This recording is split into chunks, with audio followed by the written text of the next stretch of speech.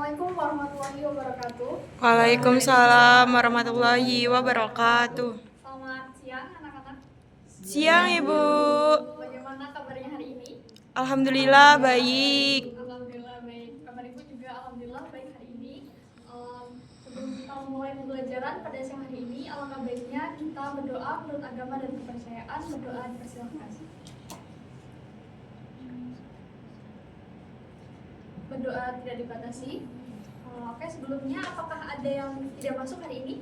Ada Bu. Ada Bu. Siapa yang tidak masuk? Andin. Andin, kenapa? Sakit. Baik, nanti dicatat ya, Andin.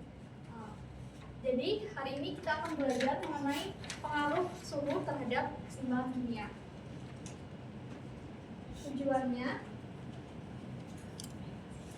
dari pembelajaran hari ini adalah setelah pembelajaran nanti peserta didik diharapkan dapat menganalisis pengaruh perubahan suhu terhadap keseimbangan dunia dengan tepat.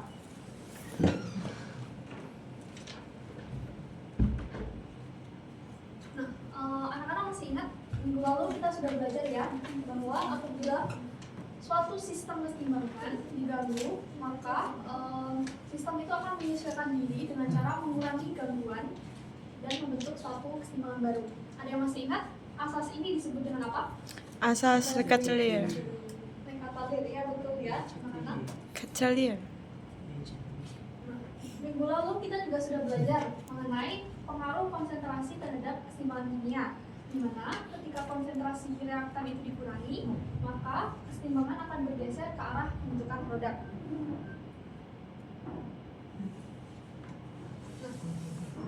Kira-kira apakah ada pengaruh lain yang juga dapat mempengaruhi keseimbangan dunia? Nggak tahu. Baik, akan kita pelajari pada hari ini ya. Nah, tapi sebelumnya itu sudah membagi kelompok masing-masing 3 kelompok dengan masing-masing 3 orang. Silakan duduk sesuai dengan kelompok yang sudah dibagikan. Ibu akan membagikan LKPD untuk nanti diisi ya. Baik Ibu.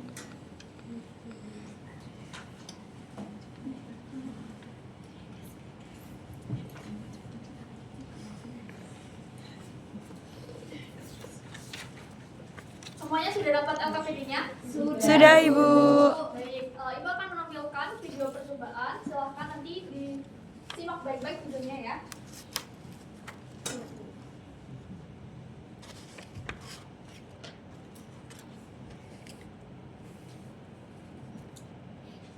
Reaksi pemanasan tambah bersulfat dan nitrat.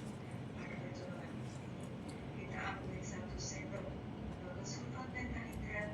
Diperhatikan ya anak-anak. Baik Ibu.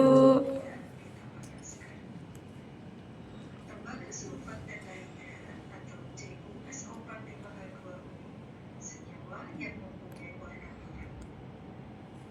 Pada percobaan ini, pengamatan yang dihasilkan adalah ada uap air yang dihasilkan dan kristal CuSO4 2O yang semula warnanya biru berubah warnanya menjadi putih.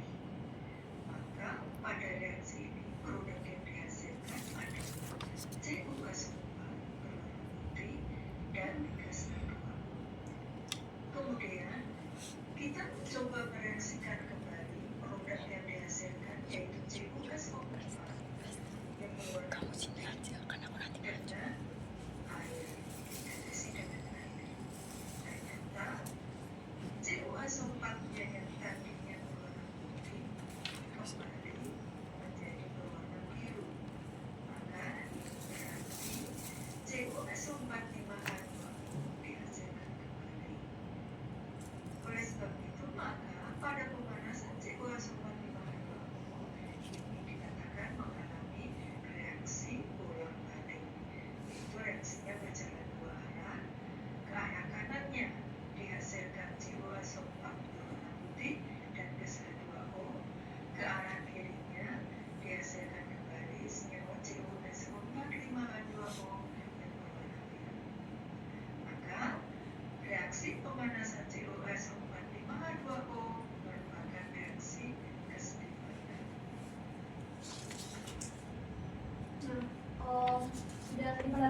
lihat tadi videonya, jadi ada padatan CuSO4 5H2O yang pada awalnya tadi berwarna apa? Biru. Iya, berwarna biru, kemudian ketika dipanaskan berubah menjadi warna putih. Putih. Nah, kemudian padatan CuSO4 yang berwarna putih ketika didinginkan, kemudian ditambahkan dengan H2O, berubah warnanya lagi kembali menjadi warna biru. Nah, kira-kira kenapa ya hal ini bisa terjadi? Kemudian, apakah pemanasan itu akan menyebabkan keseimbangan kimia bergeser? Nah, silakan didiskusikan dengan teman sekelompoknya dan kemudian jawabannya silakan dituliskan di LKPD yang sudah itu tadi. Baik Ibu.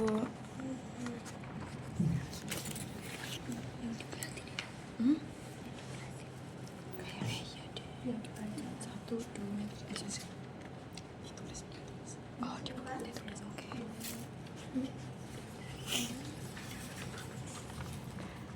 6 menit.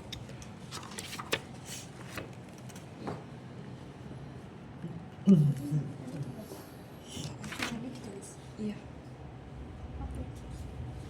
Kita ambil satu-satu. Iyalah, satu-satu aja. Ini bisa.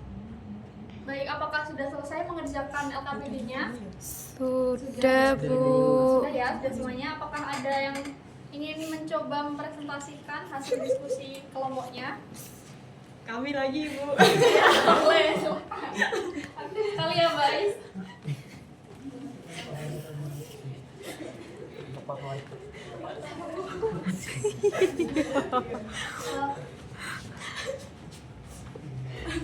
Untuk reaksinya nanti bisa ditulis di sini ya. Iya, Ibu.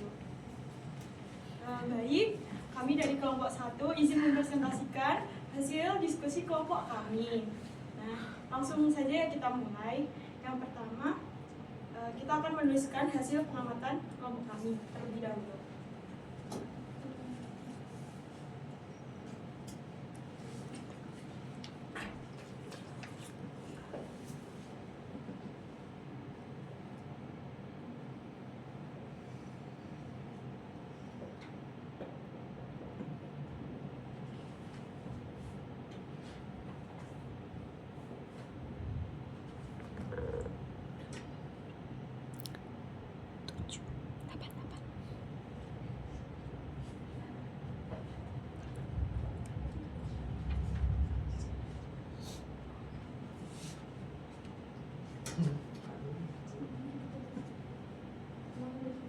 Semua reaksinya berbeda sama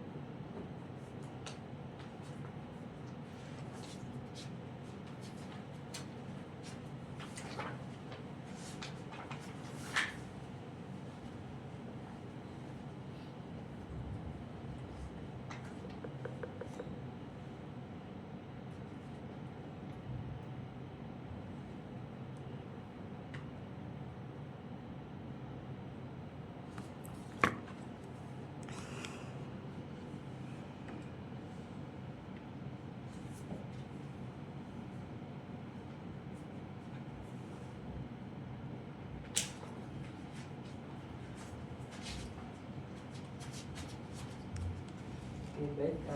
Selanjutnya di video tersebut pada reaksi yang pertama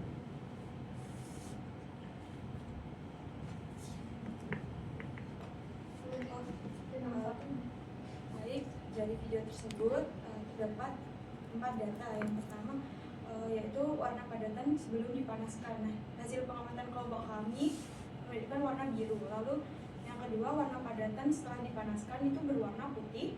Lalu warna padatan setelah dipanaskan sebelum ditambah H2O itu berwarna putih. Lalu warna padatan setelah ditambahkan H2O berwarna biru.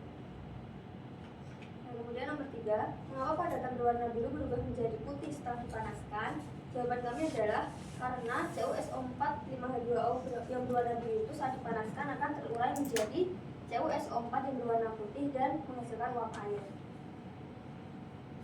Terus nomor 5, reaksi tekanan pada keseimbangan ini tergolong reaksi endoterm atau exotherm. Jelaskan alasannya. Reaksi tekanan tergolong endotherm karena membutuhkan kalor. Lalu yang nomor 6, mengapa padatan berwarna putih berubah warna menjadi biru setelah ditambahkan air? Itu karena CuSO4 yang berwarna putih bereaksi dengan air membentuk CuSO4 5H2O yang berwarna biru. Selanjutnya nomor 8, reaksi ke kiri pada keseimbangan ini tergolong reaksi endotherm atau exotherm. Jelaskan alasannya. Kami menjawab bahwa reaksi ke kiri itu tergolong exotherm karena menghasilkan kalor. Lalu yang selanjutnya terdapat pertanyaan yang pertama, apakah pemanasan menyebabkan keseimbangan bergeser ke arah reaktan atau produk? Jawaban dari kelompok kami, ya, pemanasan menyebabkan keseimbangan bergeser ke arah kanan, ke arah pembentukan produk yaitu CuSO4 yang berwarna abu-abu putih. Lalu yang kedua, bagaimana hubungan antara perubahan suhu dan arah pergeseran reaksi berdasarkan asas Lactantius? Jadi jawabannya, jika suhu naik, keseimbangan bergeser ke arah kanan yaitu reaksi endotherm. Jika suhu turun, keseimbangan bergeser ke arah kiri yaitu reaksi exotherm untuk menyesuaikan perubahan tersebut. Kemudian kesimpulan kami yaitu perubahan suhu akan mempengaruhi arah keseimbangan reaksi kimia. Jika suhu dinaikkan, keseimbangan akan bergeser ke arah reaksi endotherm. Sebaliknya, jika suhu diturunkan, keseimbangan bergeser ke arah exotherm. Hal ini sesuai dengan asas Lactantius yang menyatakan bahwa sistem akan menyesuaikan diri untuk mengurangi efek dari perubahan yang diberikan. Sekian presentasi dari kelompok kami. Terima kasih atas perhatiannya.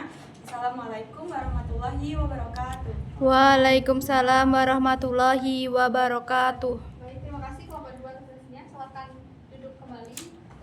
Nah, jadi kelompok 2 tadi sudah mempresentasikan ya hasil diskusinya.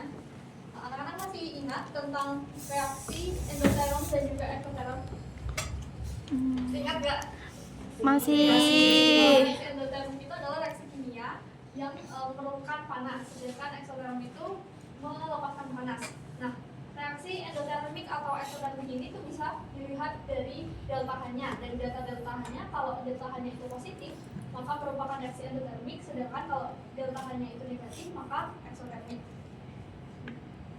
Kemudian untuk menentukan apakah reaksi endotermik atau exothermik itu juga bisa menggunakan bagan seperti ini ya. Kalau untuk reaksi kesetimbangan, reaksinya kan berjalan dari kanan ke kiri gitu ya.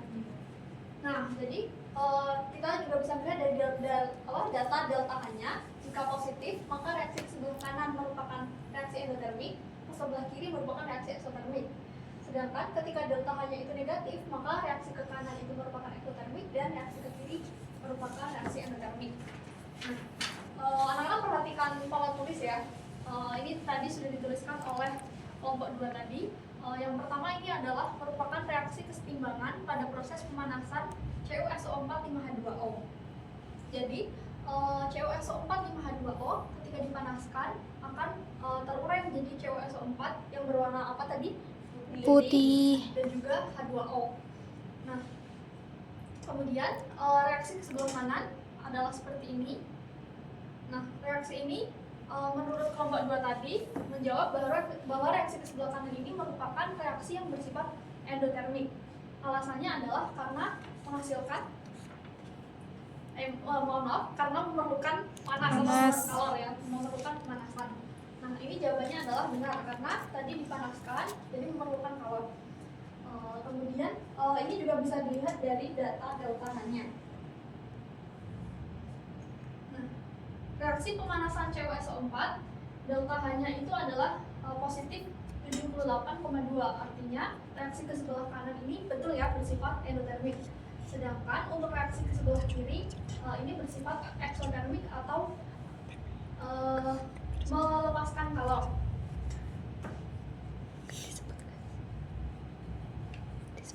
Kemudian bagaimana hubungannya dengan keseimbangan? Jadi padatan CuSO4 5H2O yang berwarna biru ketika dipanaskan maka berubah menjadi CuSO4 yang berwarna putih. Jadi kesetimbangan ini bergeser ke arah kanan, ke arah reaksi yang cenderung bersifat endotermik. Jadi dari warna biru ketika dipanaskan berubah menjadi putih. Kemudian ketika CuSO4 yang berwarna putih ketika didinginkan kemudian ditambahkan dengan H2O maka warnanya dari warna putih kembali menjadi warna biru. Jadi kesetimbangan kimianya itu bergeser ke arah kiri, ke arah reaksi yang cenderung yang bersifat eksotermik. Nah, jadi dari apa yang sudah Ibu sampaikan tadi, apakah ada yang ingin menyampaikan kesimpulan dari apa yang sudah kita pelajari pada hari ini? Silahkan. Jadi, pada penambahan suhu itu akan menyebabkan kesetimbangan bergeser ke arah reaksi endotermik. Itu juga sebaliknya, pada penurunan suhu itu akan menyebabkan kesetimbangan bergeser ke arah reaksi yang eksotermik. Baik, betul sekali ya. Jadi apabila suhu itu ditambah, maka kesetimbangan akan bergeser ke arah reaksi yang bersifat endotermik. Kemudian ketika suhu diturunkan, maka akan menyebabkan kesetimbangan bergeser ke arah yang eksotermik. Nah, itu tadi. Baik, selanjutnya silahkan untuk latihannya karena waktunya sudah habis. Silahkan latihannya nanti bisa digunakan untuk PR saja.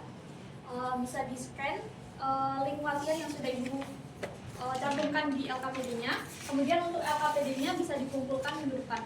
Kemudian untuk tugas lanjutan, silahkan masing-masing kelompok untuk mencari bagaimana penerapan pengaruh suhu terhadap kesetimbangan reaksi diterapkan dalam kehidupan sehari-hari dan juga di bidang industri. Sekian yang bisa Ibu sampaikan. Untuk pertemuan minggu depan kita akan belajar lagi tentang pengaruh lain yang bisa menyebabkan yang mempengaruhi kesetimbangan kimia. Baik, sekian. Wassalamualaikum warahmatullahi wabarakatuh. Waalaikumsalam warahmatullahi wabarakatuh. Terima kasih Bu.